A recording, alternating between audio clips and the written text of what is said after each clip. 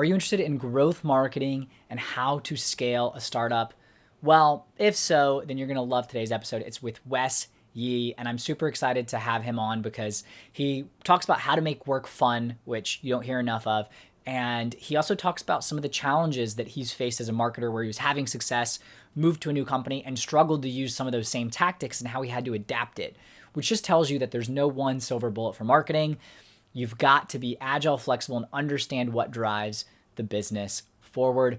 So Wes is going to dive into all of that, cover some really great topics. And I'm also excited because Wes is officially on as an Ostrich advisor. So he's helping us figure out our marketing strategy, tactics, and just implement a absolutely killer growth marketing when it comes to Ostrich. So super excited to announce that. And without further ado, I hope you enjoyed today's marketing focused episode of the Silicon Alley podcast featuring the Wes Yee. Are you interested in growing and scaling your business? Welcome to the Silicon Alley podcast, where you'll hear from entrepreneurs, venture capitalists, and top performers on what it truly takes to grow and scale a business. You'll walk away with actionable insights you can apply in your own business and life. Now to William Glass, the CEO and co-founder of Ostrich, and your host of the Silicon Alley podcast. Wes, welcome to Silicon Alley podcast. Super excited to have you on today. Hey man, how's it going? Good to be on. Thanks for having me. Yeah, definitely. We had a bunch of conversations offline, but I'm excited to dive into it and cover a little bit about your experience, background in marketing. And what I'm kind of want to start with though is when you look at your LinkedIn, I don't see anyone else that has as many recommendations as you do. You've done a really good job in terms of working with coworkers, clients, and kind of getting recommendations and giving recommendations. But the reason that I want to bring that up is that there's one comment, and there's some really good comments in there, but you're described as a finance guru, a sushi aficionado, and a killer push-up competitor. And I think that's a great way to kind of stage today's conversation. Yeah, that's definitely something that I think, I don't know how many recommendations that's a part of, but anyone who's worked with me knows a few things, and sort of separate from my main role as a marketer. I over certainly the last few roles that I've had have taken kind of a personal interest in the finances of my teams, not in managing them, but in helping them. And so one of my sort of like away from work interests is personal finance. And so I actually had a coworker. I hired a woman a number of years ago who, she was very early on in her career. And at some point, just in the, I think it was probably at an event or, sometime sort of away from work, but still on work time. She mentioned to me that she had actually like a bunch of credit card debt and just, nothing surprising, young person living in San Francisco, very common story, right? You kind of finance that yourself until you can get your career running. And so I just asked, hey, if you're interested, I'd love to, spend some time with you on a regular basis, as your manager. I feel accountable not just for your success as a marketer, but your success as a person. And so that was something that I thought, I have some practices of my own that have worked for me. And if I could help someone out, certainly someone on my team like that, I would want to. And so we kind of sat down sort of, nothing formal, but about once a month and kind of walk through like budgeting. And mostly initially it was just about like spending and saving, but then it sort of progressed to investing and how to think about the 401k at work, and then how to think about, potentially opening a brokerage account and doing things on outside of the 401k. And so we looped in a couple other coworkers as we were going. There were other people who I had already, had kind of just like offhand conversations about investing on stocks with. And so we kind of made little small groups, very informal, but that's one thing I've sort of carried forward that, to bring that to a close, ended up a couple of years ago, we'd followed up, even after I'd stopped working with her, but she was out of debt. She had a bunch of savings. She was looking at buying a house. She had done well in some of her investments. And so, looking back on the few years that we had worked together, we had done a whole bunch of things for work that had, I'm proud of and that I was proud of her for doing. But really, this was something that I felt, when I think about like what I was able to do as a manager, that was one of the things that really stuck out to me as like, man, I'm really glad that we did that together.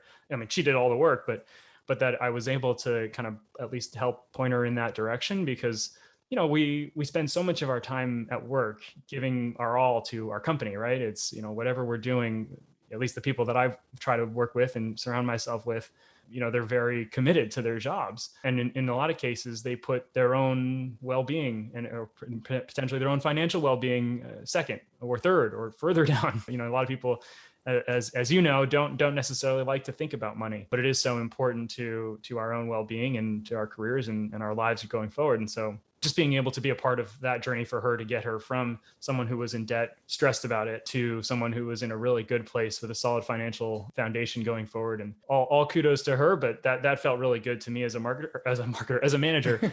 And it's something that I took forward, into future roles. And, I started like sort of formalizing it a little more, have had Slack channels with coworkers where I, just sort of invite people, hey, if you're interested in investing or personal finance, this is another interest of mine. I got some resources, I've written some things, and I share those, and they've been helpful for people. I've had people who, had never invested a dollar in their life, who opened up investing accounts, who bought stocks, certainly over the last couple of years. That's been really exciting. And I look forward to, hopefully in the years to come, hearing more stories from people that, I came across at work or in life, who through some conversation with me or something I may have shared, are on a better path financially and with investing. So have had a few people like that, but that definitely was a fun one. So I know I just took the finance piece of it. The sushi one, that one's sort of self-explanatory. Anytime I have hired someone or worked with someone, they've inevitably found themselves eating sushi with me. And eating sushi with me is probably a bit different than with most people.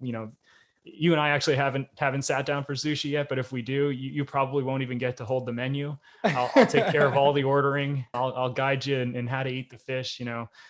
There's all kinds of stuff that, sushi has been my favorite food for a long time. And I've been lucky enough to go to Japan a couple of times. And so I've learned a thing or two about ordering and eating and enjoying it. So that's one that I like to push people's comfort zones on, especially, here in the US. Sushi is much more popular than it used to be, but still, a lot of people, when they pick up their nigiri, they put it, they dip the rice in the soy sauce and then put that in their mouth. That is a total no-no. You're paying for the fish. And the rice is going to absorb tons of soy sauce and basically overpower the flavor of the fish. So you want to dip the fish in. You want to go fish side down on your tongue, so you're really getting the maximum enjoyment of the fish. So that's takeaway number one from the episode today is how to truly enjoy a piece of nigiri. I love that. Yeah, funny enough, I worked at a sushi restaurant in high school. It was like a fast casual sushi restaurant, if that makes any sense. What was it called? I feel like sushi restaurants tend to have very punny names, especially a fast casual sounds like a Maki Fresh. Nice. So nice. Yeah, but it was funny because before I started working there, I only ate California rolls. And then once I was actually working, I had to talk to customers and explain what was good. And I liked fish, but I never really experimented when it came to sushi. And then at the end of that, I was eating everything. So eel and all the whatever we had, because it wasn't a huge menu, right? I was in Birmingham, Alabama. So we also had like a cooked chicken roll, to put it in perspective. So. Okay. Very traditional. Yeah. But definitely interested. And you really are an aficionado, not just a sushi lover, right? And I think that came out clear. So definitely excited to dive in when it comes to the sushi. We'll have to do it for sure. And I know you probably didn't want to go this long on one LinkedIn comment, but the push-up thing, I was a college baseball player, and our coach, or the currency, to tie it to finance a little, the currency of punishment was push-ups. And so got really good at doing push-ups. And so my team, and this is a coworker from recently, we got into a spirit where when, we'd be sort of low on energy, we would just kind of put down our laptops, find an open spot in the office and start some kind of fitness competition. So, whether it was, push-ups, or the woman whose recommendation reading, Julia, shout out to Julia if you happen to be listening. She's a yoga instructor and is just in incredible shape. Challenged me to a planking contest, which she destroyed me at. So yeah, another fun thing, I think like we were talking about earlier, you spend so much of your time at work that, especially if you have any sort of leadership role, I think a lot of your responsibility is not just delivering, outcomes to the business, but it's also keeping spirits high, making sure that people are enjoying their time at work, and all those things, all those ingredients to being successful at work that are outside of, how clever strategy can I come up with, what's the smartest messaging we can do. All that's important, but really, you can't, it's difficult to maintain motivation 365 days a year based purely on your love and passion for your particular niche at the office. At least that's my take. And so being able to mix in, elements that, as someone who played team sports, we're sort of built into the culture building of those types of organizations, have always been a part of what I've tried to bring to the table at work, and something that I've, really enjoyed. Yeah, no, absolutely, Wes. And I think that comes across very, very clearly that you really are focused on bringing bringing excitement, bringing that team spirit, doing things that are fun outside of the box, right? Your job description wasn't help your, direct report to work on their finances, but it was something that you cared and wanted to bring that, and something that you enjoyed and were able to kind of give back. And same with the sushi, right? It's something that you enjoy, and it's like bringing that part of your personality into the office. And the work environment, which I think is absolutely crucial when building teams. I'm curious, have you always, thought like that? Was that a learning process? Because I don't think that everyone thinks about managing teams, team building that way. Well, the sushi, I'll admit, is a bit of a selfish piece of it. Yeah, the team building thing, I think probably like most people, it's an evolution, right? So, the first sort of leadership roles I can remember were in sports growing up. And so whether that was as a player or, later on as a coach and a mentor to younger players, that was something that I sort of just, you kind of just mentally keep that ledger of like, hey, what works when you're trying to motivate people, when you're trying to get people to go along with you. One of the, I mentioned I was a baseball player. One of the things I think that's really interesting about baseball is that the players tend to have a very diverse background. Like you don't get the only thing in a lot of cases that I had in common with some of the people that I played with was that we played baseball. People from all sorts of socioeconomic backgrounds, people from all sorts of geographic backgrounds, all sorts of, people who spoke different languages. And you just kind of get this really broad set of people who it can be hard to get along with people, especially in a sport like that, where you are spending, 40 hours a week as a young person playing. To have a leadership role there, you could never just be, hey, I'm an authority figure, listen to me because I'm a senior and you're a freshman, whatever. Like that stuff it only goes so far. And so a lot of manager leadership principles that I took started there. And then certainly, as I got my career started as a marketer and started building out teams and hiring people, there's sort of a combination of what works at the office, things that I learned from managers that I had, other leaders that I worked with. I've certainly done my own sort of deep dive on articles and books and things like that, and tried to collect as much as I could from others. And so, it's nothing that I was, born with or anything, but it's mostly just a collection of my experiences and things that have worked and things that I've enjoyed as a team member. Yeah, no, absolutely. That makes sense. Yeah, that's interesting. Being in such a diverse group of people, right? When you were playing baseball and from all different backgrounds, different languages, and having to figure out how to bring people together, and then keeping note of that as you kind of transition into the working world. One other thing I'll mention that separate from the team sport thing is I'm 34, about to be 35 tomorrow, actually. And happy birthday. Thank you. I sort of grew up, came of age, during the poker boom, the online poker boom in like the early to mid 2000s. And so I was very much a poker player at the time. And one thing about poker is that there's certainly the elements of statistical, you need to know the numbers, you need to know the odds, you need to know bet size, all that kind of stuff. You need to know the game, right? You need to be good at the game. But there's also but half of the game is really understanding humans, and is being able to to do pattern recognition and to just sort of understand someone with limited information.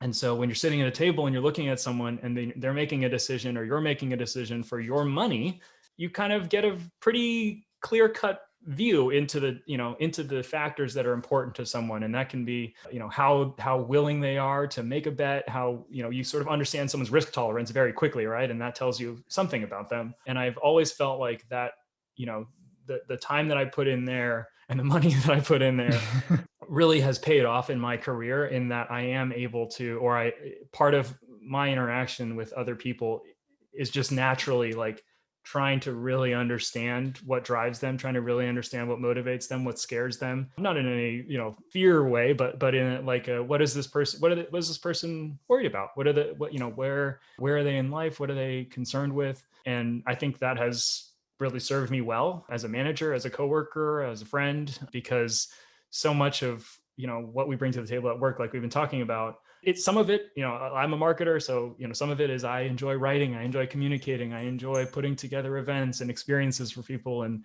finding a way to present products and services and things like that. But a big piece of it is, hey, I've got to connect this to someone emotionally, to psychologically. And I can't just do that by saying, hey, this product does 3 things that you need, 3 to 5 things and it does 3 to 5 things better than our competitor, right? It's like, people can see through that, right? We're all inundated with advertisements and marketing in all these areas of our life. And so as a marketer, if you're not able to connect with someone emotionally or psychologically or motivational, or to connect to that motivational piece, why are they spending their time the way that they are, then you're just not going to be as good at your job. And so that to me has always been a large piece of it as well. Yeah, no, that makes a lot of sense, Wes. And didn't realize you were a poker player. I got into that as well for a while. I was playing Sushi and poker. Let's go. Texas Hold'em games when I was 13 with my dad and his buddies, and won a couple games, and then was not invited back afterwards when the 13-year-old beats the grown men. Definitely a lot of luck there. But you do learn a lot about people, and as you said, it's really interesting, especially when you think about marketing and connecting with someone emotionally.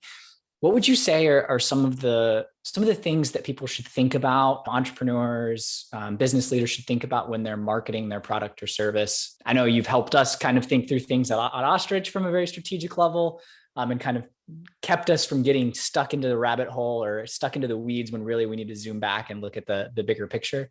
But I'm curious, what are some of those things that entrepreneurs and startups should be thinking about when it comes to marketing? I think you use the right word, and it's the most overused word in marketing, but strategy and being strategic. One of the biggest challenges with marketing is that because we are such consumers of marketing, all of us, right? It's everywhere, especially if you have a job that puts you in front of a screen all day. It's advertisements are on every site, and as a result, we're sort of subject to this dynamic where it's like, because we all consume it, everyone has an opinion about what good marketing is, right? And where what tactics have worked well on them. And so it can be very easy, especially if you're an entrepreneur who maybe isn't focused on marketing, to spend a lot of your energy sort of feeling like, oh, wow, we need to do everything. There's so many opportunities out there, which is a blessing and a curse, because there's, let's just take social media, for instance. Like, hey, social media, we know it gets a lot of people's mind share. They spend time on it. They're addicted to whatever their app is: TikTok, Instagram, LinkedIn, Facebook. One of the ways I've realized that I'm getting pretty old is that I've doom scrolled LinkedIn, which I think is like the lowest of the low. Like, but the reality is we spend a lot of our time, and like I said, if you're on your phone or you're on your computer, it's just natural. Like there's probably a tab, if you're listening while you're working, a tab open on your computer to X social media site, right? But there's so many tactics you can do. There's really an unlimited amount of things that you can do on these sites. Companies have, in some cases, dozens of marketers who are running different channels, putting together different types of content for each channel. It can be very tempting to fall into the pit of like, let's do everything. I see a company that does well here. I see a company that does well here. Let's copy or find our version of what's happening there, and just sort of take this tactical approach to marketing that, let's do everything. We just need to spread the word everywhere. And I think for me, the approach, going back to like the word strategy, it's like, it needs to be very outcome focused. And so if you're really thinking about marketing, it's like, you do have an unlimited amount of opportunities, but not all of them are your best opportunity. Not all of them are your second best opportunity, right? And so if you can really start with the plan, what do we want to achieve? Do we want to optimize for the most visits? Do we want to optimize for the most signups? Do we want to optimize for the most engaged users? Like, those all are part of your funnel as an entrepreneur, but the way that you would acquire those users or entice those users to come and interact with you and learn about your product or your service can be very different. And so really making sure that you're orienting your strategy around the specific outcome that you want, and not sort of this catch-all, hey, let's just do everything. And the other reason that I think maybe the more compelling reason to take this approach of starting with the outcome, the very specific outcome that you want, is that it's very unlikely that your team, which may be one person, maybe 100 people, is going to have the skill set to do every single thing at their best, right? And so if you have great writers on your team, but you ask them all to produce TikTok videos, probably not going to be your best option, right? And so, I'm going to drop sports analogies this whole conversation, but if you have a bunch of people who are good at shooting threes, but you ask them all to drive the lane and dunk, you're not going to have a very good team because that's just not their strength. And so that's the other piece of it, is like playing to your team's strengths. And, obviously you can hire if you really see opportunities in different areas, but, stack rank what you think you're going to be good at, the level of effort required to do it, to accomplish it, because that's the other thing, right? Is like we all have limited time. And so if you actually don't have the time to explore 6 different tactics, it's not worth thinking about number 4, 5, and 6 on what is my best opportunity, right? So it has a lot to do with focus. It has a lot to do with that sort of like you're saying earlier, like pull back, think about what outcome you really want to achieve, think about what is achievable, how hard it would be to achieve that, given your team, given your resources, and invest accordingly. Yeah, no, I think that's great advice, Wes. And I think definitely guilty of trying to do everything or doing too many things and not really executing any of them well. Oh, we all are, totally. I mean, it's because as a marketer, you want to please, right? You want to show that you can do these things. You want to show that you're a creative person, that you understand how to communicate in all these different mediums. And certainly as an entrepreneur, you want your product and service communicated to everyone, right? You're investing your life in developing this. And so you want everyone to see it, no matter where they are, where they happen to be. Yeah. So that's really, really helpful, Wes. And so really the advice is to think about that outcome first, right? That's what you should be doing when you're implementing a good marketing strategy, whatever tactics you pick. But from the strategy perspective, you need to think about that outcome first and foremost. Yep. And then from there, develop what it is tactically you're going to do to drive that outcome. You got to know where you want to go before you can figure out how to get there. Absolutely. And I'll be very transparent. I've been pretty transparent on this podcast, is I'm very hesitant when it comes to marketers because there's so many social media experts or TikTok, whatever the tactics are. I'm curious, is from a marketer's lens, how do you really figure out and think about vetting, whether it's someone that you're bringing to your team or someone that, an agency that you need to bring on to help support your growth tactics? What are some of those things that you can be thinking about and should look for to identify someone that really does kind of know what they're talking about? Because it's easy to throw dollars and time and energy at metrics that don't matter, or people that, drive fake metrics, bots and followers and all that kind of stuff. Totally. Yeah. And one of the hardest parts about this, especially for a non-marketer, is that marketers are excellent at job interviews. We communicate for a living. And so knowing your own story and being able to present that to someone is part of your job almost. And so you have it's even harder to sort of sift through the noise and find someone who is a great fit to partner up with you.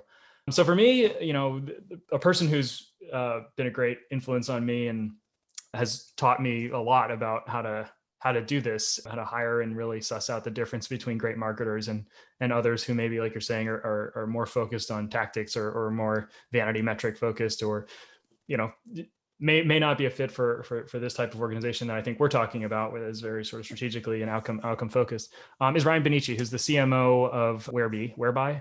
I'm not sure. They're another video chat service. He used to be the CMO of G2. And what he said was like, you always really need to make sure that you're focusing on finding people who have owned an outcome, finding people who've owned a number. And once you sort of can drill into what that is, and there's no secret sauce to it, right? You say, hey, like, have you owned a number? What were your outcomes that you were responsible for? Then you can really start to peel back the layers of the onion. And so you want to understand, well, how did you drive those outcomes? What were the things that you did? What was how did you come up with a plan to get there? What were the things that you did to build out that plan? Very specifically, what did you do? And then you can kind of understand what is their personal funnel. Like, how did, if they owned a channel, if they owned a type of content development, what was their process? Walk me through your process as you built this out. And within that conversation, you can sort of try to understand, oh, did you ever have trouble hitting this particular part of this particular number as a part of that pipeline? Were you struggling to bring in opportunities? Were you struggling to book meetings for your sales team? And what did you do when that happened? Right. And as you sort of start to just ask and dig and dig and dig, you can understand really quickly whether someone actually owned it, whether someone actually was the person who was responsible for making a change, for making an improvement in that area, or if they were just along for the ride. You know, I've been pretty surprised at how easy it is really actually to get through that. You know, if you can get even to the second or the third layer, quite often you'll be able to suss out whether or not someone has actually solved these problems themselves. And to me, that's really, you know, as if you're a hiring manager, that's what you're looking for. You're not looking for someone who's, you know, solved every problem or never made a mistake. You know, those people don't exist. And if they do, you know, call me. I would love to work with someone like that. Maybe, because if it were true, but I can't imagine that it would be. But you're looking for someone who has the ability to think and iterate and learn. And when they run into a problem, can come up with a solution. And that's, you know, that's ultimately the type of person that I like working with. And I think this is kind of, it's been a useful way for me to help me find those people, is really to just peel back the layers of the onion, make sure that they were someone who owned and was responsible for something, and then carry that through into the way that you manage them. When you bring them onto the team, you know, if you hire someone to run content for you, don't micromanage them. You don't want to, you know, tell them how to run their content calendar, how to edit the articles, or how to message things on the blog or whatever it might be. You hired them to do that job. Give them the metric, give them ownership of it, give them skin in the game, so that they feel like and make sure that's something that they do, in fact, have agency and control over the success of, and then let them run with it, let them do the job. And I think that's where you really see marketers and you know, team members in general flourish, is when you give them that agency and that North Star to drive towards. And it is actually something that they have control over. And I think that's probably the secret piece, is like, so often people want to throw metrics at marketers that actually we just don't have control over. Making sure that people do feel like they have the agency for their own success is critical. Yeah, that makes a lot of sense, Wes. Yeah, being able to actually own the number that you give someone, and then also the license to do the things they need to do tactically without being micromanaged, right? Because you're bringing someone on for their expertise and the fact that they can drive outcomes, so allow them the flexibility to use whatever tools they need to meet that metric. What are some of those metrics you just mentioned that get thrown out there that a marketer doesn't have control over? Like, if I'm trying to think about what are actually good metrics that I can think about, whether I'm about to bring on a marketer, I've already got a marketing team and I need to kind of reassess, like what are those metrics that are good metrics to actually that someone can actually own? Yeah, I think, you know, it's not going to be anything too awe-inspiring. But if you just think about what your funnel is, and as a, you know, running a business, you kind of need to understand at what point do people first come into contact with your business, and then what are the actions that sort of move them closer to becoming a user or a customer, right? And so marketing typically is going to be responsible for the pieces higher up in the funnel. That can start with website visitors, you know, web traffic. I think that is something that in every org that I've been at, it's obvious that marketing should own that, right? How do we draw people in? If the website is our store, that's you know, we're obviously talking very digitally focused. My background is in SaaS, so that's kind of how it's going to be. But you know, if you own a store, how do you get people? How are you getting people into the store? How many people are you getting into the store? That's just the top, right? You know, that is your top constraint. How many people? And then of those people, you obviously want to convert as many as you can, but you need to open up and get as many of those people in as you can. So just overall traffic is a great place to start. Underneath that is, I'd say, you know, there's a number of different ways people, you know, so many different acronyms get thrown around: qualified leads, qualified traffic, you know, however you want to call it, sort of like underneath that broad number of how many people we've been able to get in to just take a look, to just get to know us. How many of those people are actually engaged? How many of them would recognize our brand, our logo, our value prop? And there's a number of different ways to quantify that, but it could just be that they take an action on your site, they download something, they fill out a form, they view a video, whatever that is, that shows some level of engagement beyond I visited once, right?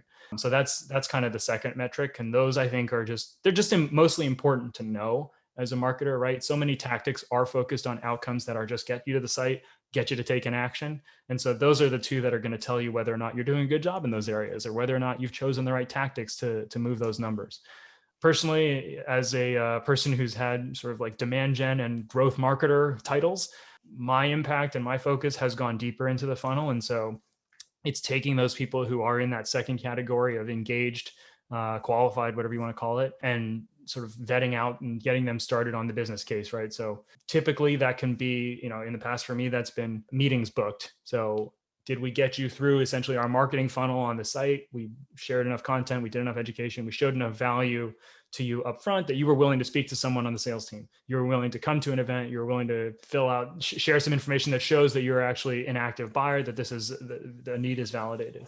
And so meetings are certainly one. More recently, like qualified opportunities. So someone who's talked to that person and talked to a salesperson and basically, yep, they are interested in buying this type of software, this type of service, this type of product.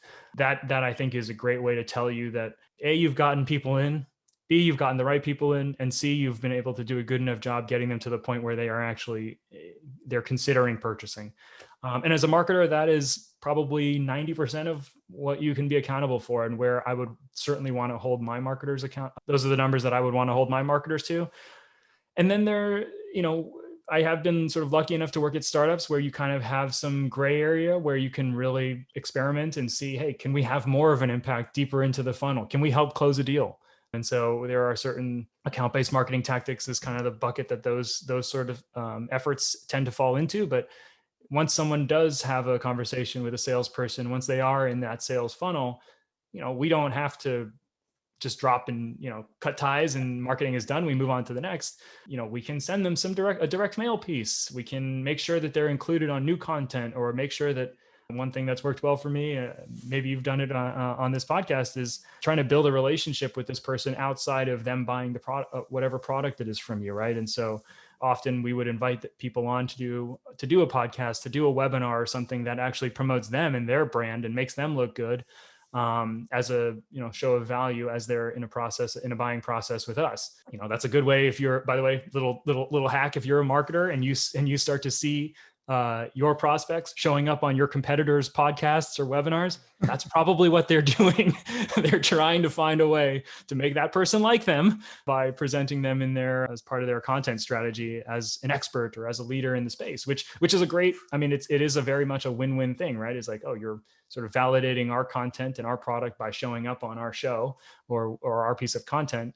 And we're making you look like an expert because we're giving you a chance to show off, right? Show how knowledgeable about your role, your industry you are. So as sort of, you can tell, like I've been a marketer that sort of comes in and sort of thinks of things as like, hey, this is all open green field. Like I said, at a startup, you kind of have some more freedom to be able to do that and say, hey, I can actually have an impact from the first time someone comes into contact with my brand all the way through until they buy something, and perhaps further out, right? It's like, how do you activate your existing customers? You come get them to speak at events, you figure out referral programs, you connect them to potential customers. So there's all kinds of ways that marketing can play a role, because marketers, I'm a little biased, but I think do have quite a broad skill set and an ability to contribute to a great customer experience from the first time they come and interact with you. Yeah, that makes a lot of sense, Wes. And I appreciate you kind of walking through those metrics and then giving some examples, because it's really helpful to think about how when you give marketing the right metrics, as well as the agency, as you mentioned earlier, you can come up with all these different tactics and strategies and things that you wouldn't be able to predict from the outside, right? Like, using as you said, using a podcast as an account-based marketing tactic to build a relationship outside of just the sales process that brings value early on and shows the type of partnership that you want to have. I think that's really, really helpful. I do want to just quickly make sure that we didn't lose anyone. If you mentioned a few different terms, demand gen, growth marketing, and account-based marketing, do you mind just quickly doing a quick definition of those, just so that we don't lose people that might be like, well, what's the difference? Oh God. And then that might be honestly a way to lose people because those terms have been defined so differently at times in, marketing, I think, especially MarTech, but the marketing landscape has exploded in the last 10 plus years, so many different, well, we've seen sort of the strategy of category creation become very prevalent in marketing, especially. And so, terms like account-based marketing, that started showing up 10, 15 years ago as like, hey, this is the smarter way to market, especially for enterprise prospects. It's a deeper strategy. It's kind of just a renamed version of like good marketing. It's like, Okay. what are the things that comprise an account-based marketing strategy? Targeted ads, small catered events, very focused things. So yeah, my definitions, just my take. Account-based marketing is basically taking that sort of strategic approach to marketing and customizing it for an account. And so if you it's almost like a smell test. If you want to know whether or not you're doing account-based marketing, ask your head of marketing, whatever role they might have, the title they may have. What are we doing differently for our number one account than we do just for our number 1,000 account? If they can't answer that, you're probably not doing account-based marketing. So that's kind of the key. It's those customizations. That element is the distinction for me. Demand gen, it's funny, that term has, I think, had a bunch of different definitions over the years. Initially, at least the way that I was kind of introduced to that role, the function was kind of like, be the person in marketing who has a metric. So we had a lot of organizations hired marketers based on like a tactic. It was like, I'm going to hire an event marketer. I'm going to hire a writer. I'm going to hire someone who does video. And it's like, and you need those people, by the way, but none of those people are people who are going to hold revenue numbers or pipeline numbers. And so demand gen was kind of that person who, hey, this is the person on my team who's going to actually count leads, the person on my team who's actually going to make sure that those leads get followed up on. And so there's sort of like the mechanical element of turning harvesting the spoils of the efforts that the marketing team is doing and turning that into some pipeline. And so demand gen is actually more of a collection job, right? It's like a person who, when you're putting together a campaign, hey, we're going to do a press release, we're going to put out a video, we're going to do a one-day mini conference, whatever it is.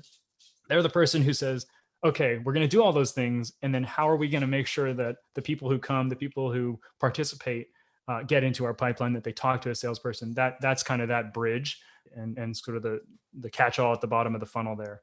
Growth marketing, I think, is kind of where demand gen like evolved. It's like this idea that like marketing has a role to play in some cases in product. And so it's basically like tying together the experience on the website or the experience getting to know the brand into how someone interacts with the product. And so that can be things like, are we building virality into our product in some way?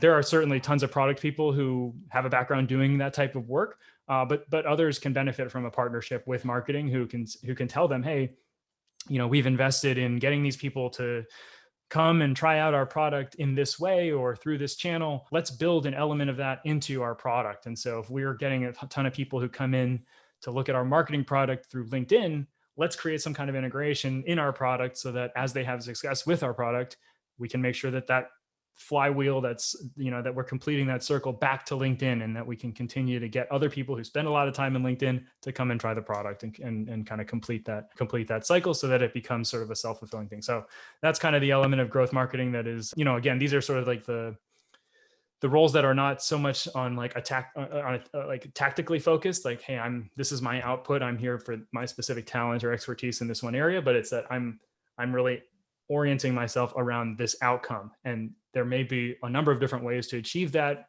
Most likely you'll need to iterate and innovate specific to what your product is to be effective in that area. But that's kind of my thought about growth marketing. And quite often those people are similar to demand gen in that they own revenue numbers, they own pipeline numbers as well. Yeah. Thanks, Wes, for defining those. I think that was really, really helpful. As you said, category creation is a huge thing, especially in the marketing, MarTech space. So I think that the definitions are slightly different, but it is helpful because I think a lot of times, if you're not deep into the marketing space, you hear all these terms thrown around and it can get a little bit confusing about like, are we doing account-based marketing? Are we doing demand gen or like what? And it's not an accident. I mean, marketers are smart. They come up with like probably, any professionals, they come up with all kinds of acronyms. A, because it is easier to say, but B, because it makes you sound smart. It makes you sound like you know something that someone else doesn't when you can just rattle off a bunch of little terms that maybe they're a little amorphous in their definition. And so if you're speaking to a non-marketer, they go, oh, okay, my marketers know what ABM is. And so when I read that article about ABM, I don't have to worry. They know what they're doing. So it's not an accident. Gotcha. No, that's helpful. Wes, you mentioned that any marketer that says that they've done everything perfect and had all these experiences probably is not is lying, right? Because as you said, there's so many things, you try different things that don't work. I'm curious if you can share kind of an example from your own career of something where you tried something that didn't work and had to pivot, and how you approach that. I've never made a mistake. What are you talking about?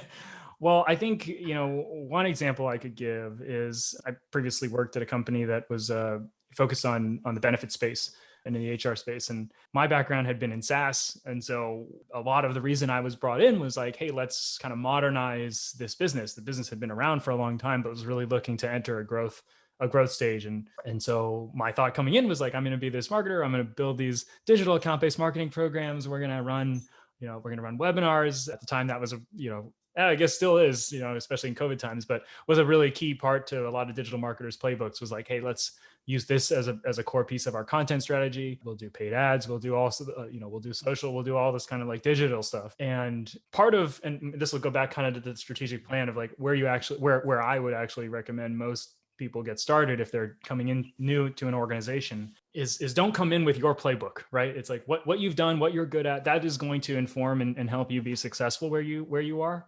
But for me, a lot of what's going to make you successful coming into a new role is figuring out what's worked so far.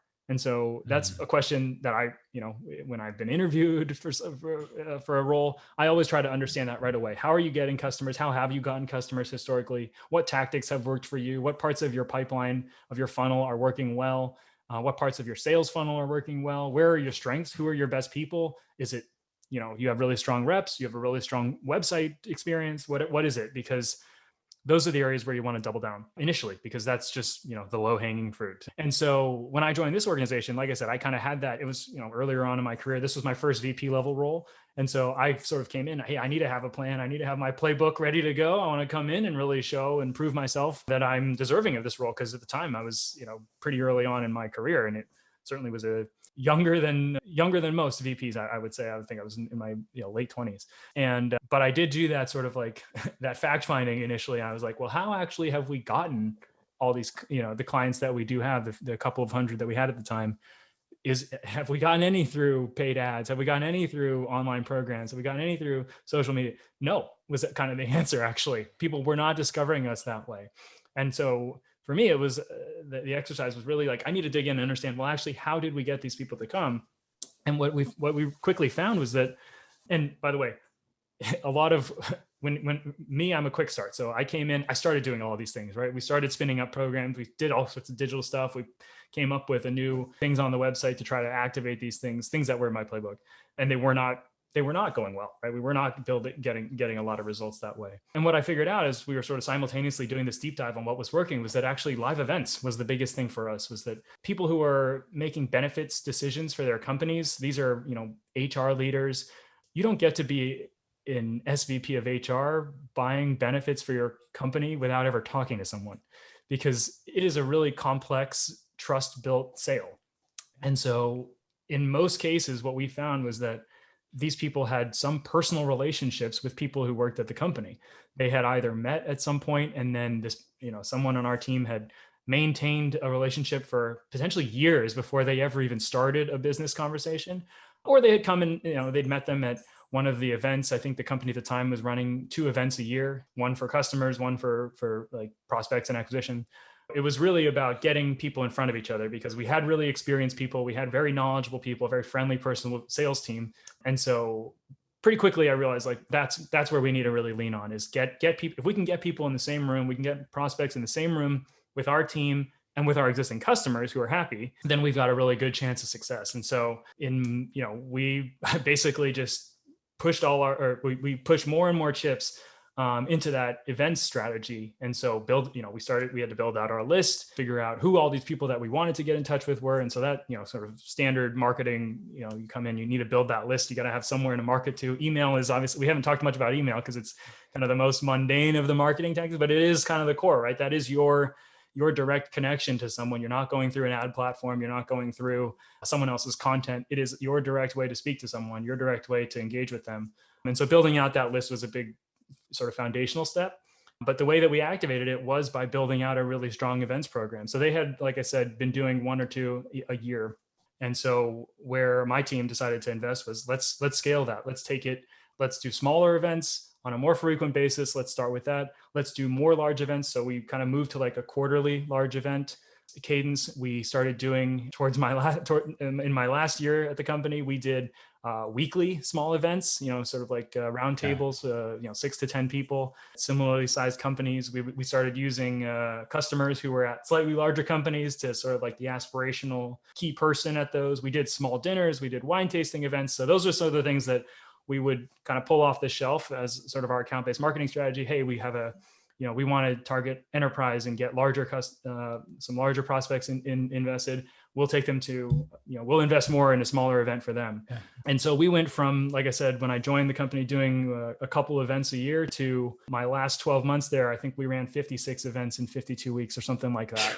Wow. And we did them in a number of different geographies. We grew out, we built out a New York office off of our event strategy. And we actually got it down to a point where our conversion rate was for every 10 people that we could get to show up to one of those events, we would end up closing 3 of them. And so, yeah, I mean, initially, I think if you had told me that was going to be our strategy, I would have been like, there's no way we can convert enough to make it worth the amount of money and the amount of work. Because events, it takes a lot more work to put together, schedule an event and get people to show up, by the way, which is the hardest part for event marketers, than it is to spin up a web page, than it is to put together a webinar. You don't have to book a venue. You don't have to have signed contracts. You don't have to get vendors, food, all that stuff. It's much easier to do digital stuff. But because we were able to tap into that early learning that, hey, when we get our people in a room face-to-face with our prospects and have some customers there who can sort of validate the value that they're getting from us, we wouldn't have been able to scale it in the way that we did. And so it really, it certainly surprised me. And it certainly, like, coming back to like the failure was like really opened my eyes to the fact that, hey, just because something worked for you in the past and you had it in your playbook and it was something that you were good and comfortable with, doesn't mean that it's going to be the best way for you at your next role or in your next situation. And that's something I've tried to carry forward, right? Is like, make sure that you come in and have a bit of an open mind, be willing to learn, be willing to be wrong, test some things. But then when you do find something that works, as we did in this case with events, be willing to double down, triple down, quadruple down, 50X down in our case, and push all your chips in, because, we grew that business from, I think when I joined, we were 60 something employees. When I left, we were like 350, 2.5, 3 years later. Wow. And number of customers, and then we went from, a couple hundred to, creeping up on 1,000. So it really, that was a real core for us. Yeah, no, thanks for sharing that, Wes. And I hope that one of those 56 events was a sushi event. I'm just, throwing that out there. 100%. Definitely. I think that's really, really helpful, just because you might have had success with one tactic or one strategy at just one company. When you think about a different customer base, a different product, a different sales process, you've got to reassess. And if you're owning that number, right, versus just one kind of facet of being one facet or tactic, then you can really actually adapt and change your strategy. So I think that's really helpful. One thing I would add, and just to kind of close the loop on that, is like, the reason it worked wasn't because we came up with cool events. Anyone can have a dinner, anyone can rent out an escape room or take people to a concert or a baseball game. It was because, very specifically, we understood, kind of coming full circle to what we talked about earlier, we understood the motivation of our customers, of our clients, and of our prospective clients was not, I need to find the best benefits partner. It was that with benefits, it's very complex, it's very personal. And so when people have problems with their benefits, that's different than having a problem with your email tool.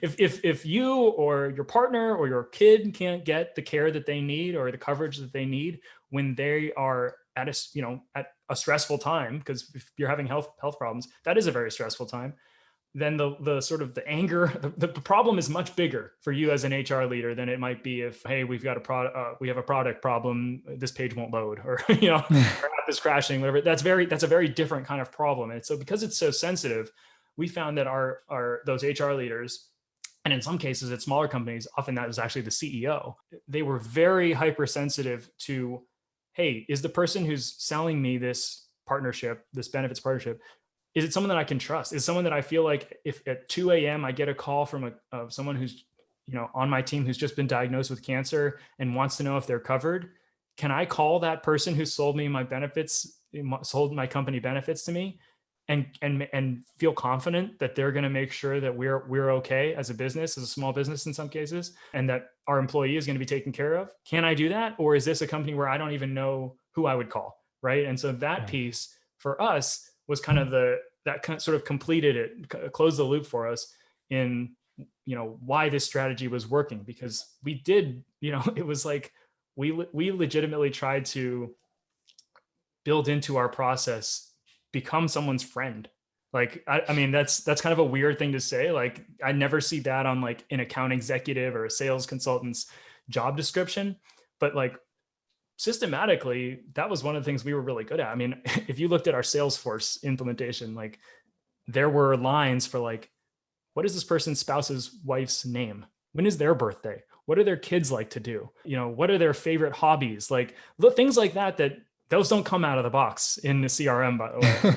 But that was built into the formula. And essentially the way the business was run is like, and I hope I'm not giving away too many secrets, but it's like, if you don't know these things about your prospect or your client, then you're actually not doing a good job of building a relationship with them that will sustain the business relationship.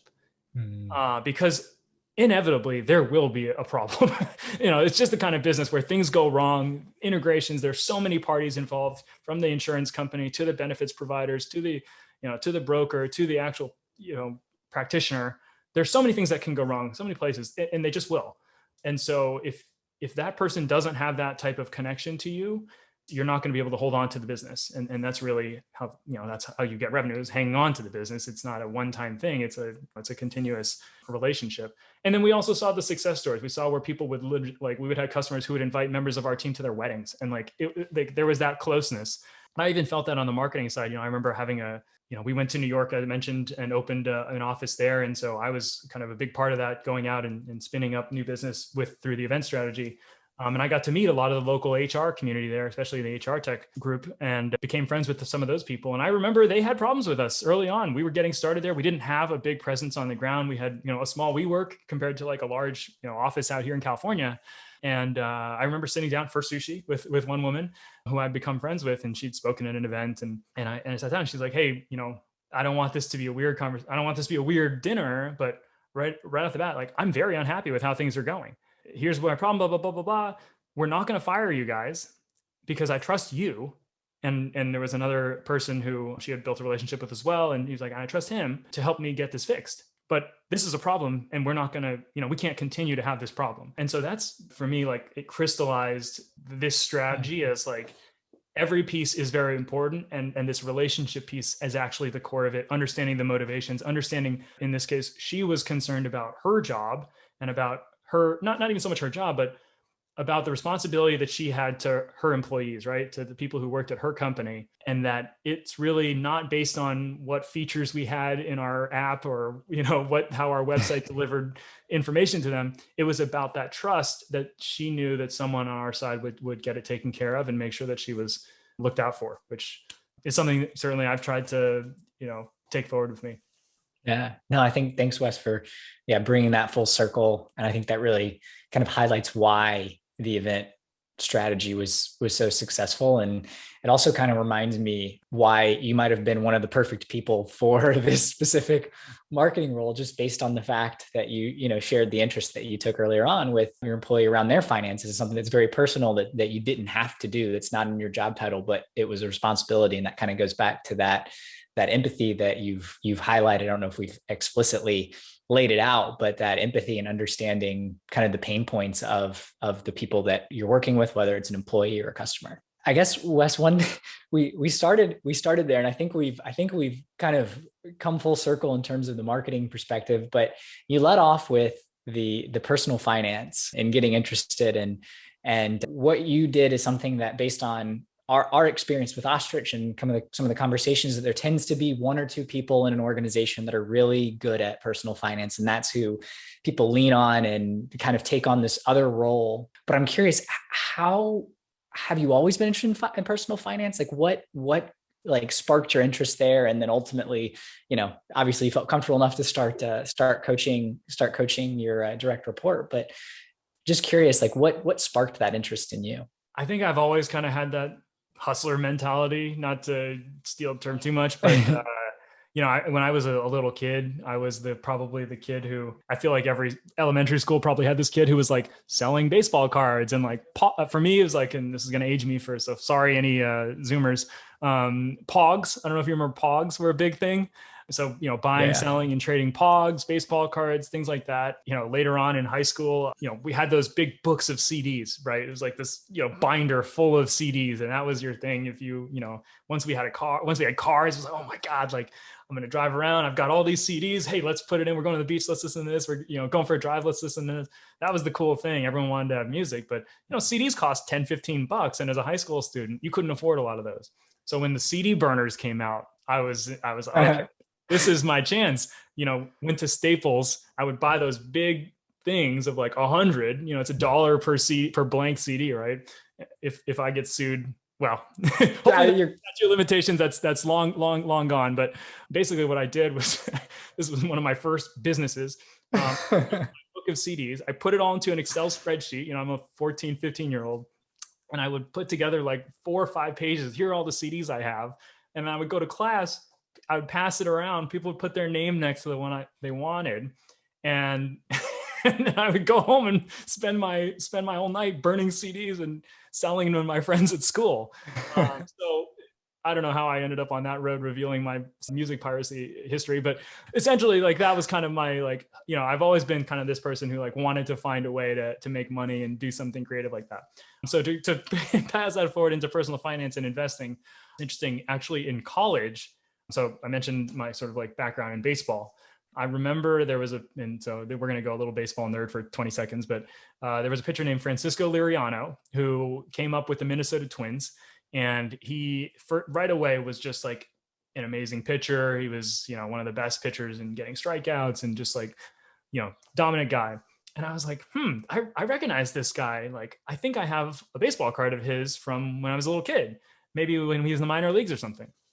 And so when I was home from college on a weekend doing laundry, I kind of dug through the garage trying to find it, and I found it. And it was like, oh, great, I have this card. I go on eBay, and I'm like, oh my God, this card's worth $200. Like, this was just sitting trash basically in my parents' house. And it was like, and now it's treasure, right? And so I kind of deep dove. I was like, okay, do I just sell this on eBay? Should I find some websites where people are buying and selling and trading cards? And so I ended up finding this site where there was actually these people who were kind of the investors of the baseball card world, who were basically, they were sort of like amateur scouts, or they would sort of just like, they were just like consumers of baseball scouting information. And so they would go and they would look at, hey, who are the top high school international signees? I'm going to go and buy up their rookie cards, their autographed rookie cards in bulk. And so you would find these threads where, people, a 3-year-old thread where someone had bought up 50 David Wright rookie cards. He was a Mets superstar for a number of years. And they bought them up for $5 each. Well, 3, 4, 5 years later, this guy is the face of the All-Star game, right? He's, superstar in New York, the biggest market. And those cards are selling for $400 a pop. And so now I'm looking at these people spent a few $100s on these rookie cards, and they've made thousands of dollars, tens of thousands of dollars in some cases. I know a lot about baseball. I've gotten to know players that I have gone into the pros, scouts, all these connections. I also can watch baseball, right? And so I was like, I can do this. And so I started, while I'm in college, and I never actually had a job in college other than 3 months at Abercrombie and Fitch. That's probably not worth getting into, but that kind of became my revenue stream. Was like, I would buy up these bulk cards of guys who, like Buster Posey or Tim Lincecum, they were like known as amateurs, but people weren't flooding in and picking up those cards at a high cost. You could buy them for $5, $10, $15, $20. Probably the craziest one is Mike Trout. People know his autograph cards were available for $15, $20 when they came out. Now they sell for $3,000 to $5,000 each. Wow. There were guys like that I had 50 to 100 cards of, because I just basically, when those cards would come out, I would just go on eBay. I'd buy every single one for 3 months, and then I'd pay that forward. And so it was kind of like my first foray into like investing, like kind of like buying stocks, but of baseball players.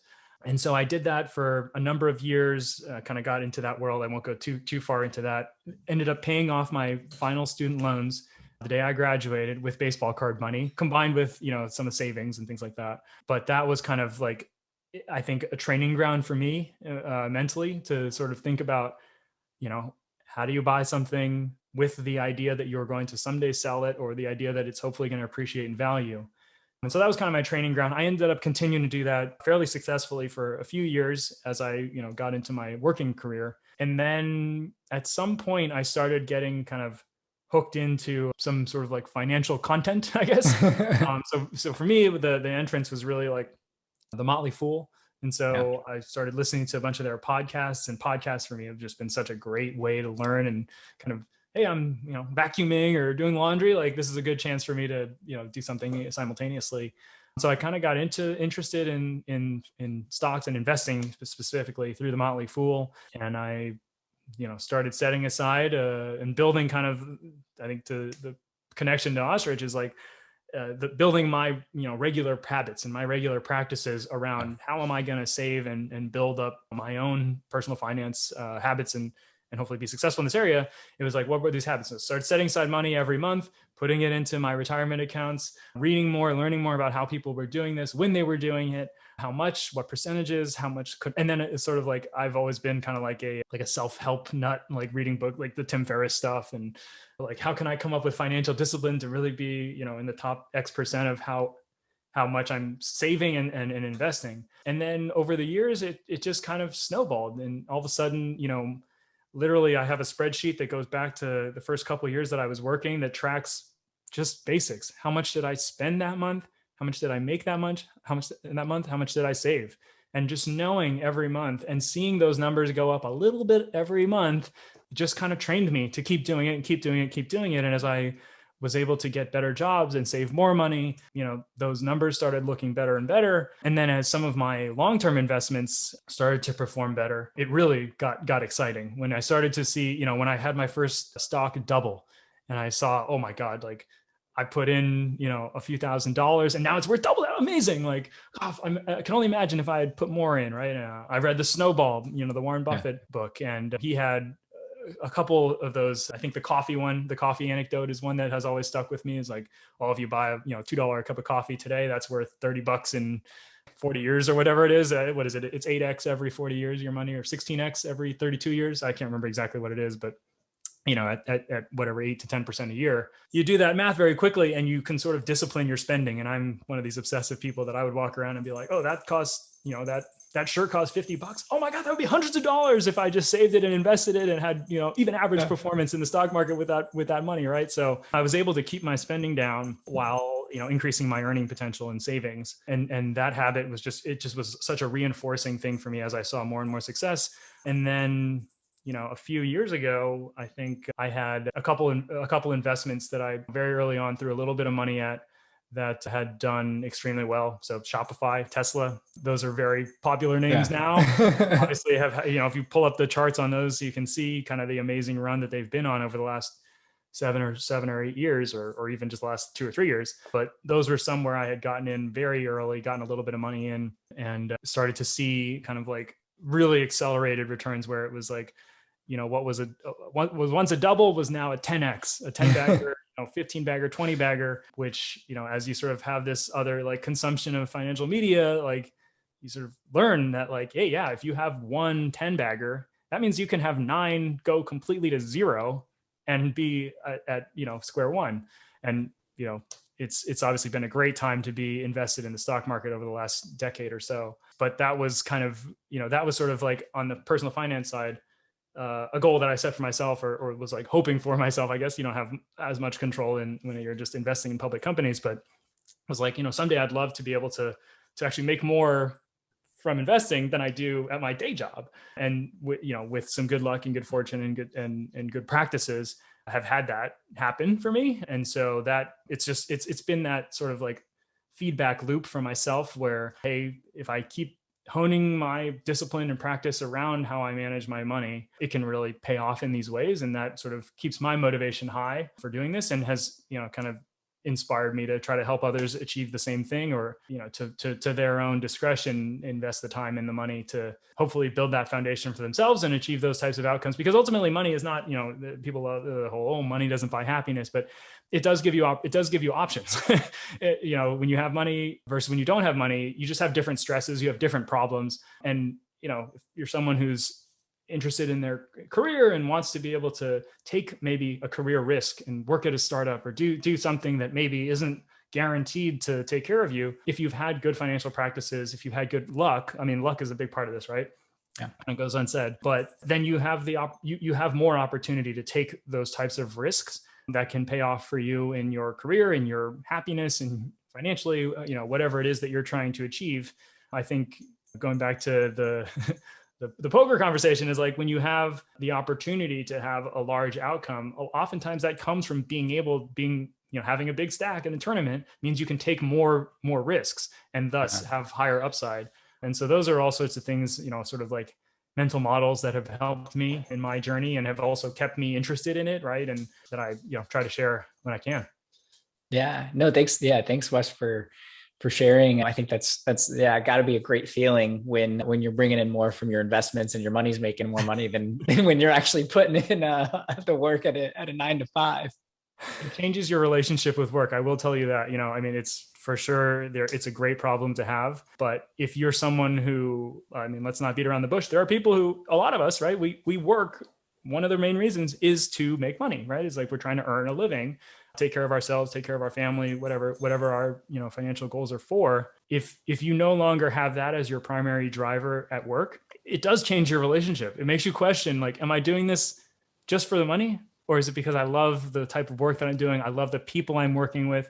I found, my experience personally was that, like, I found that there were compromises that I made at times in my career because I was prioritizing my earning potential as opposed to my day-to-day happiness or the environment that I was working in. And so, going back to that idea of like opportunity, financial freedom means you can be more selective in where you invest your time and your day-to-day. And we do spend so much time at work that I think that is for sure a benefit.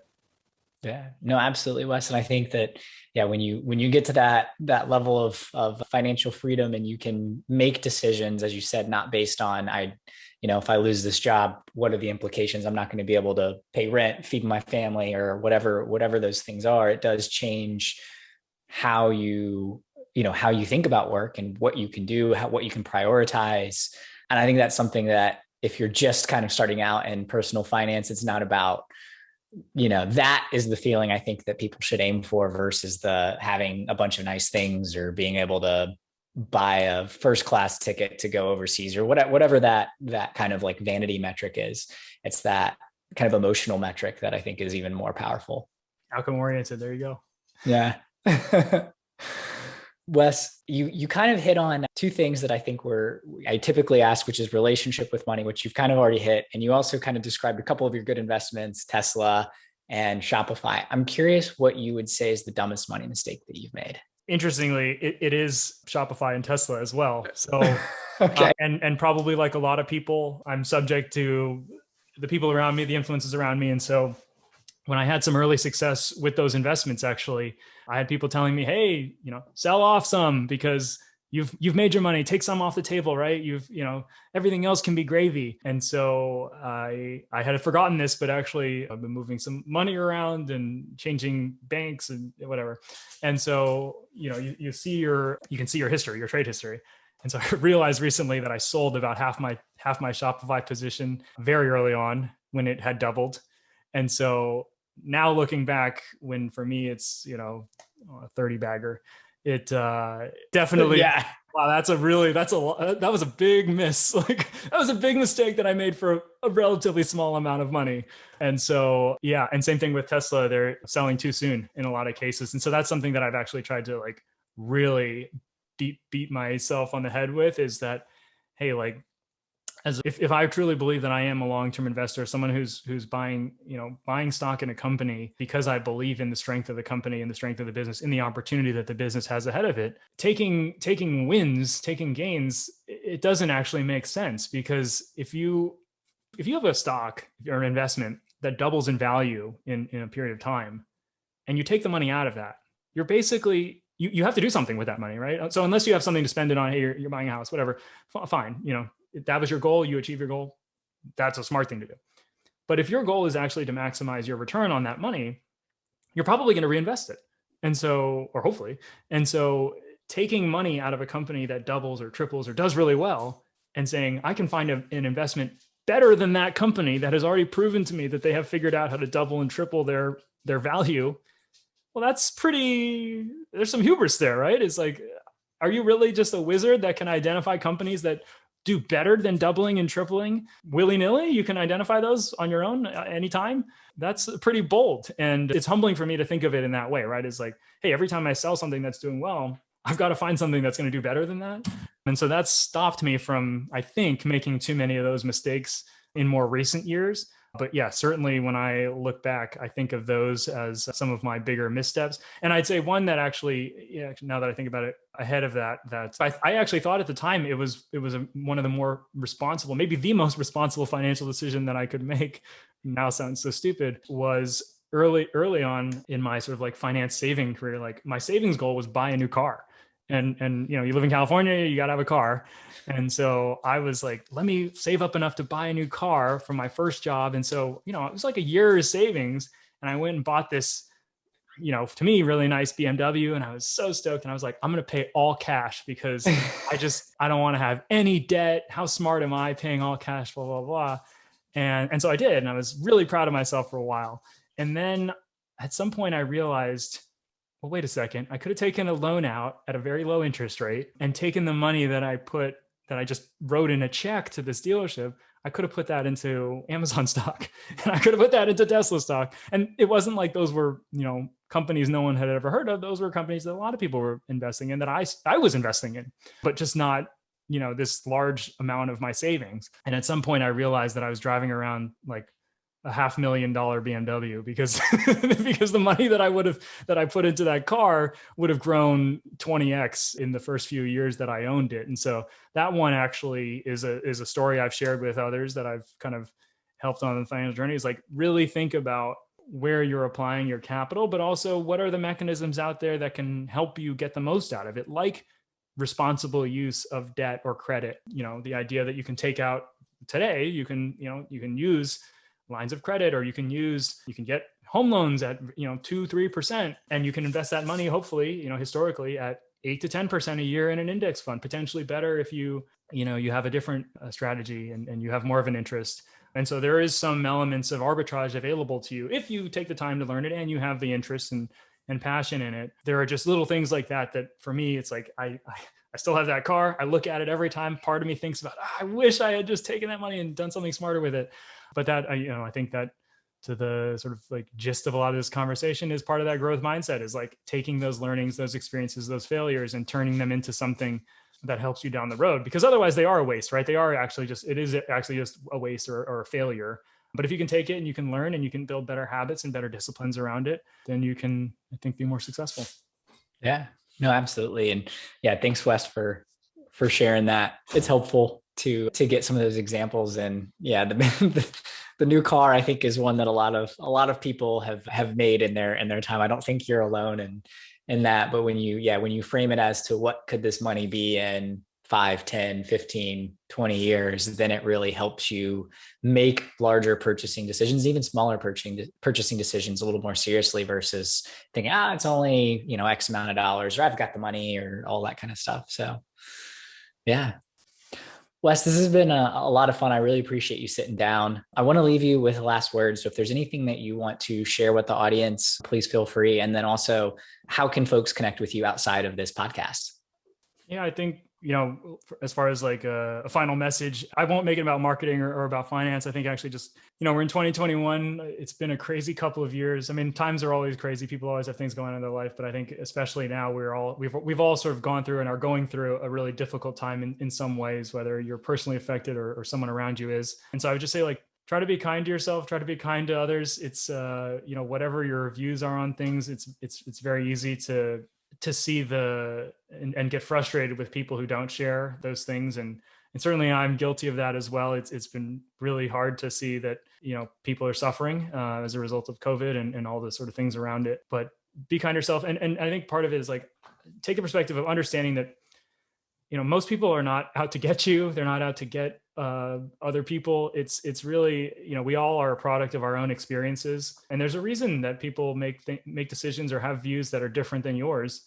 And if you just take a little bit of time and have a little bit of patience for that, I think we can all be better to each other. So a little bit of aspirational words there. Hopefully, I know for me, that's been helpful, because it's difficult when you see so many frustrating things happening out there. And in a lot of cases, it feels like the answer is so simple or so obvious, but there are all kinds of reasons psychologically as humans. We are flawed creatures. Our brains, the idea of understanding some of the problems that we face in the world today, it's very difficult to think that people who, we all have jobs, responsibilities, things that are we're dealing with day to day. The idea that we would all also be able to manage global issues it's a bit naive, I think, on our part individually. And so try to remind yourself to be a positive force in the world, help people around you, care for the people around you. And then to be in contact with me. You can find me on, social platforms. I'm Wes Yee, Twitter, LinkedIn, probably the two best places. I do have an Instagram. It's mostly just for my dogs. I have 4 dogs. There are actually 7 dogs in my house, like we were talking about earlier.